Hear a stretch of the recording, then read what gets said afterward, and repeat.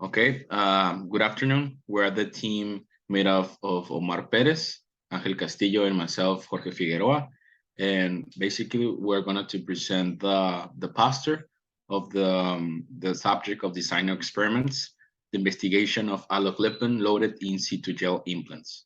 So I just want to explain a bit of the background about diabetes type 2. Basically, diabetes type 2 is an impairment in the way of the body regulates the uses sugar as fuel. So basically, the chronic condition results in too much sugar circulating in the bloodstream. Eventually, high blood sugar levels can lead to disorders on the circulatory, nervous, and immune systems.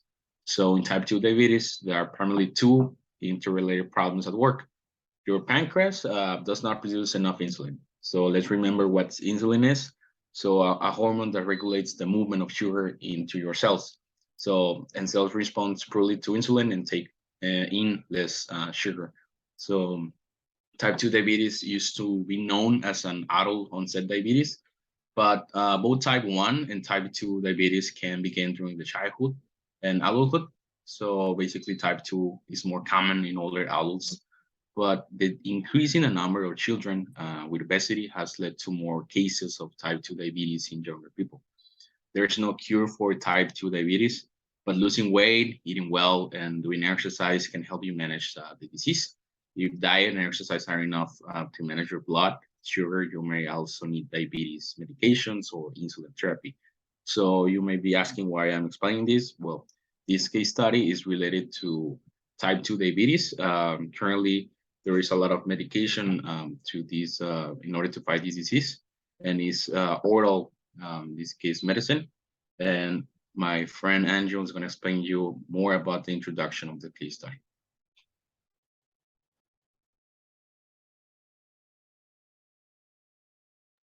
Angel, you are muted. Sorry, in the introduction to the study case, the aim of this study was to design injectable long-acting polybase in cytogel implants loaded with the anti-diabetic allogipins. Improvement of pharmacological response of allogipins were targeted to achieve reduced dosing and frequency.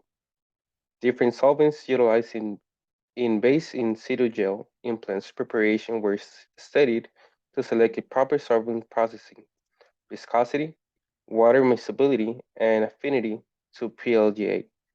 To the third power factorial design was developed during this study case. First, we have the response variable, which is the output.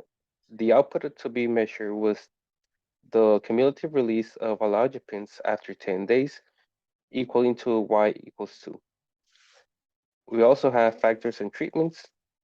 First, we have lactate concentrations in PLGA, which is A, type of solvent, which is B, and we have two different types, which is NMP and DMSO solvents. We also have PLGA amount C. And lastly, we have interactions. This will be lactate concentrations in PLGA times type of solvent, and that would be AB. We also have lactate concentrations in PLGA times PLGA amount, meaning AC, and type of solvents times PLGA amount, being BC. And lastly, we have lactate concentrations in PLGA times type of solvent times PLGA amount, meaning ABC. And there will be further instructions related to this information with my peer Omar. Yes, so the collected data for this study case is shown in this table.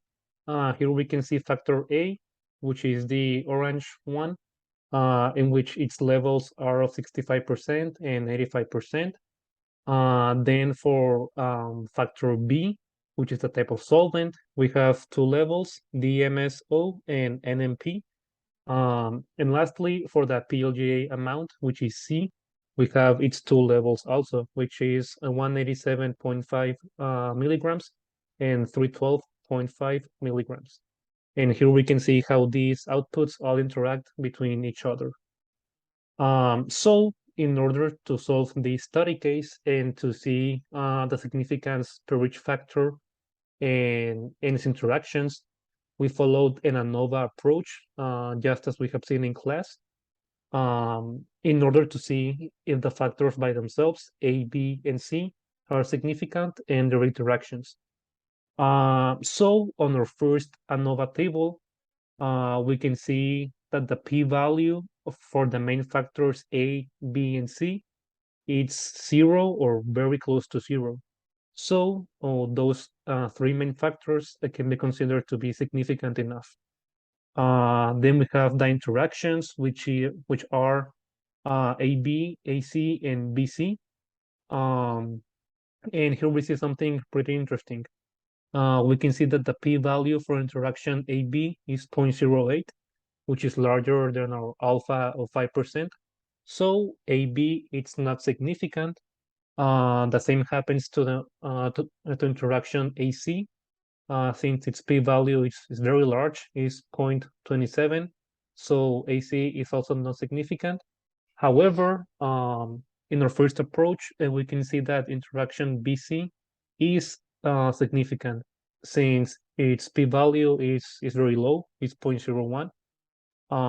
And lastly, for the triple interaction, we can see that ABC is also not significant due to its high p-value. And here we can see the legend over here, in which AB, AC, and ABC are not significant terms.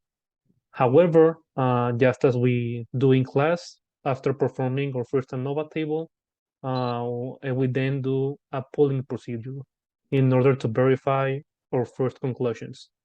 So we do the polling on the significant terms, which are A, B, C, and interaction BC.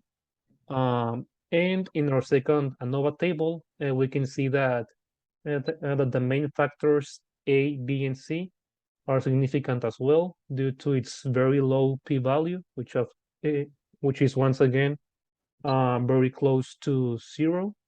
However, we can see that that the interaction BC has a high p-value, so it turns out to be not significant, meaning that the significant terms in this study case are only the three main factors by themselves, A, B, and C.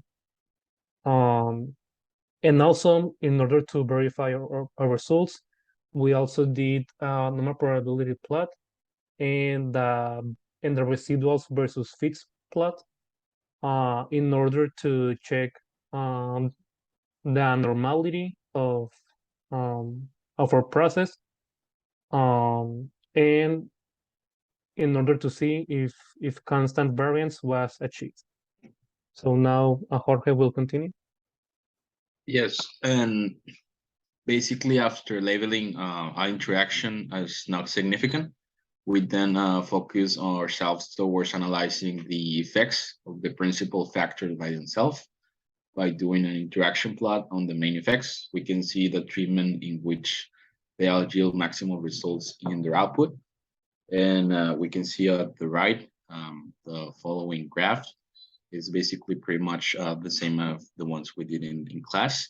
We have the DMSO and the MP as the B. Let's remember that DMSO and MP are solvents. So at the end, we will stick up to choosing the level that gives the maximum output per each significant factor, which will be the 65% lactic concentration in PLGA, the DMSO type of solvent, and the 187.5 milligrams of PLGA amount. So let's talk about the analysis description of the description of the tools we use. So the first step, we follow a strict methodology when solving this case study. We began by understanding the context of the case study and its environment, and actually it was great for us since this is a topic that is not common. We are used to work with different engineering topics, and this is more about medicine. So at the end, it was kind of hard, but at the end, we achieved what we expected. So we analyze and what each individual factor represented, as well as its treatment levels and how they interact when developing this drug. We created ANOVA tables that we could see the significance for the terms that we had. By doing so, we conclude that no interactions were significant and that only the main factors A, B, and C are significant.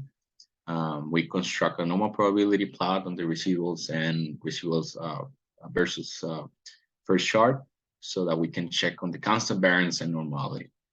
Finally, we build an interaction plot on the main effects A, B, and C, which help us to choose a treatment in which they yield the maximum output towards the first release of drug. And well, I believe my friend Omar already explained this. And as conclusion, this study, the PLG polymer was used to develop the IgG systems loaded with anti-diabetic alloglipin using different organic solvents, such as solvents were selected depending on their cyclochemical characteristics, following a 2 to the third power factorial design. The negative influence of decreasing the lactic concentration and the amount of PLGA on the initial burst and cumulative release of alloglipin was shown. So the experimental values for Y2 responses of the optimized IgG formulation were found to be 53.93%, respectively with a disability value of 0.747. It meant the benefits of the injectable long-acting alloglipin loaded with the IgG system for treating the type 2 diabetes.